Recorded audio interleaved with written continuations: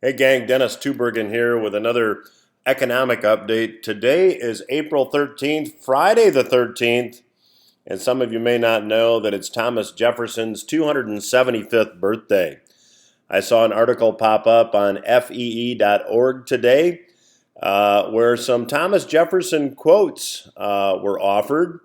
I have to tell you that Thomas Jefferson is one of my favorite writers when it comes to the founding fathers, and I think that Thomas Jefferson certainly displayed a lot of wisdom, and certainly taking his advice today is something that I believe we should be doing also. Now, there's a lot of quotes that are in this article. I want to just go down and talk a little bit about what Thomas Jefferson had to say about economic freedom. He said, "The pillars of our prosperity are the most thriving when left most free to individual enterprise." He also said the policy of the American government is to leave their citizens free, neither restraining nor aiding them in their pursuits. Boy, wouldn't that be a great bit of advice?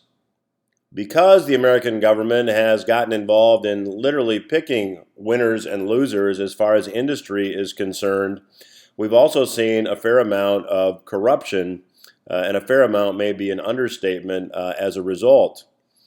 Jefferson also said to take from one because it is thought that his own industry and that of his fathers has acquired too much in order to spare others who or whose fathers have not exercised equal industry and skill is to violate arbitrarily the first principle of association, the guarantee to everyone of a free exercise of his industry and the fruits acquired by it.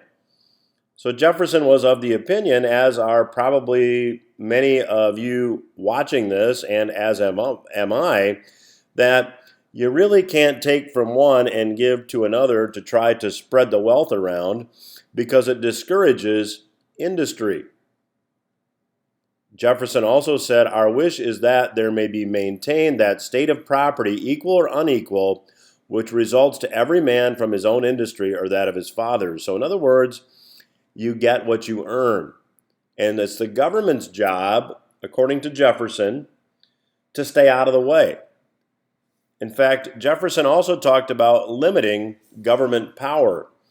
He said the functionaries of every government have propensities to command at will the liberty and property of their constituents.